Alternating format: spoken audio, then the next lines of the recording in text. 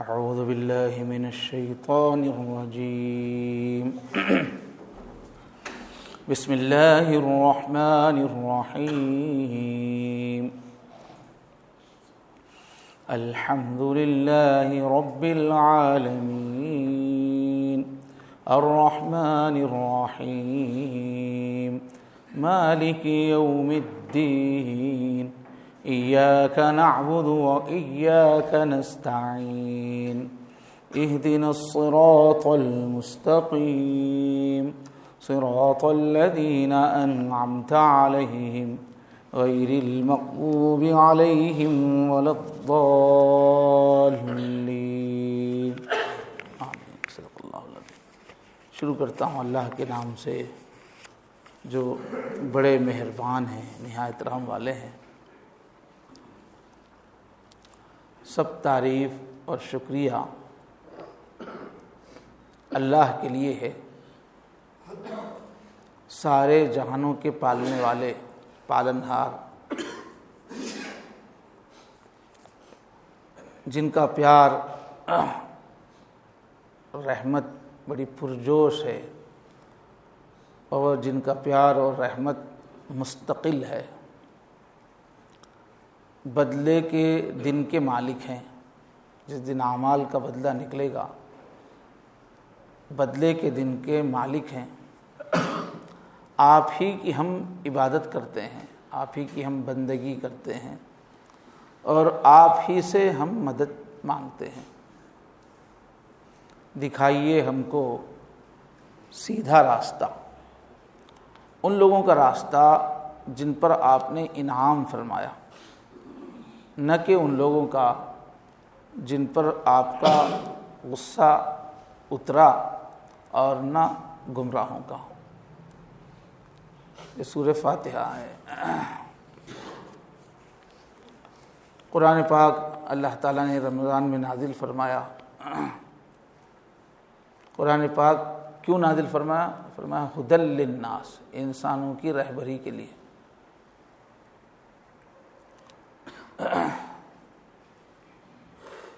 تو یہ جو سورہ ہے پورے قرآن مجید کا آغاز ہے اور دیباچہ ہے۔ جیسے کسی بھی کتاب سے پہلے مصنف لکھتا ہے کہ یہ کتاب ہم کیوں لکھ رہے ہیں، کس کے لیے لکھ رہے ہیں، کیا مقصد ہے اس کا، تو پورے قرآن مجید کا آغاز ہے۔ اور اتنی اہمیت ہے اس کی کہ اللہ تبارک و تعالیٰ نے ہر رکعت میں اس کو پڑھنا لازم فرما دیا۔ تو ہر مسلمان گویا دن میں کم سے کم 40 مرتبہ تو اس کو پڑھ لیتا ہے، سنت اور نفل، فرض نفل بھی چھوڑ دیجیے، صرف ضروری سنتیں اور فرض میں 40 بار روزانہ۔ بول کیسے اس کے؟ چھوٹے چھوٹے بول ہیں، جملے مختصر جو دل میں اتر جاتے ہیں اور زبان پر آسانی سے جاری ہو جاتے ہیں۔ سورہ کا موضوع ہے ہدایت کی تڑپ، ہمیشہ زندہ رکھنا ایمان والے کے اندر۔ یا اللہ مجھے ہدایت دیجیے، یا اللہ مجھے ہدایت دیجیے۔ ہر قدم پہ ہدایت کی ضرورت ہے، اللہ کی رہبری کی ضرورت ہے۔ تو 40 مرتبہ دعا کروا رہے ہیں کہ بندہ روزانہ دعا کرے، اللہ مجھے سیدھے راستے پہ چلائیے، ہر معاملے میں سیدھے راستے پہ چلائیے۔ اور پھر پوری تعلیمات قرآنی کا خلاصہ بھی ہے، انہیں ہدایت مانگی بھی جا رہی ہے اس سورے میں، اور ہدایت کو مختصر کر کے بتا بھی دیا گیا ہے ہدایت کیا ہے۔ انداز اس کا دعا کا ہے، حالانکہ ہے خدا کا کلام۔ ایک مرتبہ وہ دہریوں پورے دہریے جمع تھے، اس میں جو ہے بلایا گیا تھا ہم کو، تو لوگ بولے خدا کا کلام ہے، بول رہے اس میں دعا ہو رہی ہے، یہ کیجیے یہ کیجیے۔ خدا خود تھوڑی کرے گا دعا، وہ بیچاروں کو چھوٹی چھوٹی بات سمجھ میں نہیں آتی۔ تو ہے تو کلام اللہ کا، لیکن اللہ سے دعا کا مضمون ہے۔ وہ اللہ سکھا رہے ہیں مجھ سے جب بات کرنا ہو تو اس طرح سے کرو۔ بندہ بول رہا ہے، پوری دعا میں تو کیا ہے، ایسے الفاظ ہے اللہ کی تعریف کر کے بندہ اللہ سے مانگ رہا ہے، لیکن یہ اللہ خود سکھا رہے ہیں اس طرح سے مجھ سے کلام کرو۔ تو حکم کے بجائے اللہ تعالیٰ نے دعا کا جو انداز اختیار کیا، ہم کو جو سکھایا، ہدایت پہ چلو، اس طرح کہنے کے بجائے ہماری زبان سے خود ہدایت کی دعا، تھوڑی اللہ کی تعریف ہے، پھر ہدایت کی دعا ہے، پھر ہدایت کا خلاصہ ہے۔ تو یہ دعا کا جو انداز اس لیے اللہ نے سکھایا کہ دعا آسانی سے یاد ہو جاتی ہے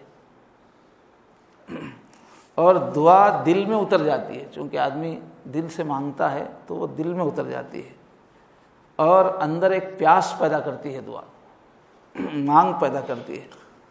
اور اللہ تعالیٰ اس لیے بار بار ہم سے یہ دعا کروا رہے ہیں، روزانہ 40 مرتبہ ہماری زبان سے، تاکہ ہماری زندگی کی سب سے بڑی طلب یہی دعا بن جائے۔ سب سے زیادہ ہم کو جس بات کی پیاس ہو وہ یہ ہے کہ یا اللہ مجھے گمراہی سے بچائیے۔ زندگی کے ہر موڑ پہ جب میں بولوں صحیح بولوں، جب میں دیکھوں صحیح دیکھوں، جب میں چلوں صحیح چلوں، جب بھی میں کوئی فیصلہ کروں صحیح فیصلہ کروں۔ یہ آدمی پہ بالکل یہ طاری ہو جائے کہ نہیں، غلط نہیں کرنا ہے، یا اللہ راستہ بتائیے۔ یہ فکر اتار دینے کے لیے اللہ تعالیٰ بار بار ہم سے دعا کروا رہے ہیں۔ اس کے فضائل یہ ہے کہ سب سے پہلی صورت ہے وہ جو مکمل نازل ہوئی۔ اس سے پہلے آپ سن رہے چند دن سے کہ بھائی چند آیتیں تھیں، ہر سورہ کی ابتدا کی چند آیتیں، لیکن پہلی مرتبہ پوری کی پوری صورت جو نازل ہوئی ہے وہ سورہ فاتحہ ہے۔ سب سے پہلے سورہ علق آپ نے اس کی تشریح سنی ہے، سورہ مزمل، مدثر اور سورہ نون ایک ذکر کرتے ہیں، اور پھر یہ سورہ فاتحہ پہلی مکمل صورت ہے۔ یہ قرآن میں بھی فاتحہ کے معنی فتح یفتح کے معنی کھولنا، تو قرآن کی بھی یہ فاتحہ ہے۔ ترتیب کے اعتبار سے بھی سب سے پہلے اس کو اللہ نے رکھوایا، یہاں سے قرآن اسٹارٹ ہوتا ہے فاتحہ، اور مکمل صورت کے اعتبار سے، نزول کے اعتبار سے بھی، اس زمانے کے اعتبار سے بھی پہلی صورت ہے جو سب سے پہلے مکمل نازل ہوئی۔ اللہ کے رسول صلی اللہ علیہ وسلم نے اس کی بڑی عظمت بتائی ہے اس صورت کی، فرمایا یہ بے مثل قرآن ہے، بے مثل، اس کی کوئی مثال پچھلے وحیوں میں نہیں ہے۔ سورہ فاتحہ کی سورہ ہجر میں اللہ نے فرمایا وَلَقَدْ آتَيْنَاكَ سَبْعًا مِّنَ الْمَثَانِ وَالْقُرْآنِ الْعَظِيمِ، کہ بے شک ہم نے آپ کو بار بار پڑھی جانے والی 7 آیتیں دی ہے۔ یہ 7 آیتیں ہیں جو بار بار پڑھی جاتی ہیں، اور اسی کو اللہ نے فرمایا والقرآن العظیم، یہ قرآن عظیم ہے، فرمایا عظیم قرآن ہے۔ قرآن کے معنی بھی جس کو پڑھا جائے، قرأ یقرؤ سے قرآن جس کو بار بار پڑھایا جائے، تو ہم نے عظیم قرآن آپ کو دیا ہے، 7 آیتیں دی، اسی کے بارے میں فرمایا۔ مشہور صحابی ہیں ابی بن کعب رضی اللہ عنہ، جو خاص طور پہ قرآن کے ماہر تھے، تو ان سے حضور نے پوچھا کہ بتاؤ ایک ایسی صورت ہے جس کی مثل نہ تو تورات میں کوئی سورہ نازل ہوا، نہ زبور میں، نہ انجیل میں، نہ خود قرآن میں ایسی کوئی صورت ہے، کون سی ہے بتاؤ۔ پھر حضور نے فرمایا ما تقرؤ فی الصلاۃ، جو نماز میں جو تم صورت پڑھتے ہو نا، سورہ فاتحہ، وہ ہے، وہ یہی ہے بے مثل۔ حضور آگے فرما رہے ہیں یہی ہے بے مثل سورہ، یہی ہے 7 مثانی، اور یہی ہے قرآن عظیم، حضور نے فرمایا۔ تو ترمذی میں ہے اور متعدد بخاری کی احادیث میں اس کو بتایا گیا۔ اور ایک چیز کیا ہے، اس کے کئی نام ہم کو ملتے ہیں۔ عربوں کی ایک عادت تھی، جس چیز سے محبت ہوتی تھی اس کے بہت سارے نام رکھ دیتے تھے۔ اونٹ کے بہت سارے نام ہیں، سینکڑوں، شراب کے بہت نام ہیں، تو محبوب چیز کے وہ بہت سارے نام کئی پہلو سے رکھتے تھے۔ تو سورہ فاتحہ کے بھی بہت سارے نام ہیں۔ سب سے پہلا تو کیا ہے، فاتحہ، قرآن شروع جس سے ہوتا ہے وہی جس سے مکمل۔ دوسرا ہے اس کا نام اساس القرآن، قرآن مجید کی بیس، اسی پہ پورا قرآن کھڑا ہوا ہے۔ اور ایک ہے اس کا معنی ام القرآن، قرآن کی ماں۔ تو کہتے تھے عرب لوگ، ساری چیزوں کی آ کے رشتہ جس سے ملتا ہے اس کو کہتے ہیں، اس لیے کہ پوری اولاد ماں سے ہی نکلتی ہے، تو اس کو بھی ماں کہتے ہیں۔ تو سارے قرآنی مضامین چونکہ اسی میں سے نکلتے ہیں، سارے قرآن مجید کا یہ خلاصہ ہے، جڑ ہے، اس لیے اس کا ایک نام ہے ام القرآن، قرآن کی ماں۔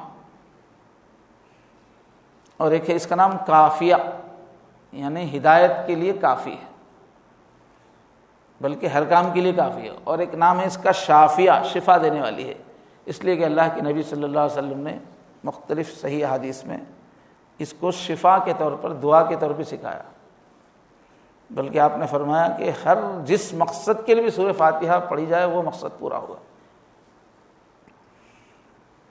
اسی وجہ سے اس کا اور ایک نام ہے سورۃ الدعاء، دعا کی صورت، کیسے مانگنا ہے اس کا سلیقہ اس میں ہے۔ تو یہ شفاء روحانی بھی ہے، شفاء جسمانی بھی، احادیث کی روشنی میں ہر قسم کی بیماری کی بھی شفا ہے۔ اور سانپ نے کاٹ لیا تھا، ایک صحابی نے جا کے دم کیا تو ٹھیک ہو گیا۔ اور ایک نام اس کا ہے سورۃ الصلاۃ، نماز کا سورہ، اس لیے کہ ہر نماز میں پڑھی جاتی ہے، اور اصل نماز سورہ فاتحہ ہی ہے۔ تو نماز کا جزو لازم ہے، متفق علیہ احادیث، بخاری مسلم کے متفق علیہ احادیث سے معلوم ہوتا ہے کہ نماز کے لیے لازم ہے سورہ فاتحہ۔ لا صلاۃ لمن لم یقرأ بفاتحۃ الکتاب، اس شخص کی کوئی نماز ہی نہیں ہے جو سورہ فاتحہ نہ پڑھے۔ اسی وجہ سے جو ہے ہر ایک کے پاس سورہ فاتحہ پڑھنا ضروری ہے۔ اب بعض علماء کے نزدیک، محدثین کے نزدیک مصلی بھی پڑھنا لازم ہے سورہ فاتحہ، احناف کے نزدیک بھی لازم ہے، سب نہ پڑھیں صحیح، امام پڑھے، لازم تو یہاں پر بھی ہے، تو بغیر سورہ فاتحہ کے نہیں ہے، چاہے اصلاً خود پڑھے آدمی یا تبعاً امام پڑھ رہا ہے آپ پیچھے سن رہے ہیں۔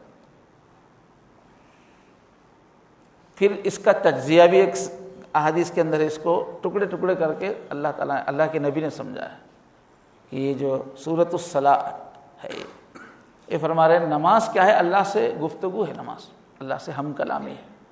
تو سورہ فاتحہ میں اللہ تعالیٰ سے بندے کی گفتگو ہے، جیسے ہم ادھر سے کچھ پڑھتے رہتے ہیں سورہ فاتحہ کا ایک جملہ اللہ جواب دیتے رہتے ہیں۔ تو حدیث شریف ہے قسمت الصلاۃ بینی و بین عبدی نصفین، میں نے صلاۃ کو، نماز کو میرے اور میرے بندے کے درمیان آدھا آدھا تقسیم کر دیا ہے، اللہ فرماتے ہیں آدھا آدھا میں نے تقسیم کر دیا۔ جب میرا بندہ کہتا ہے الحمدللہ رب العالمین،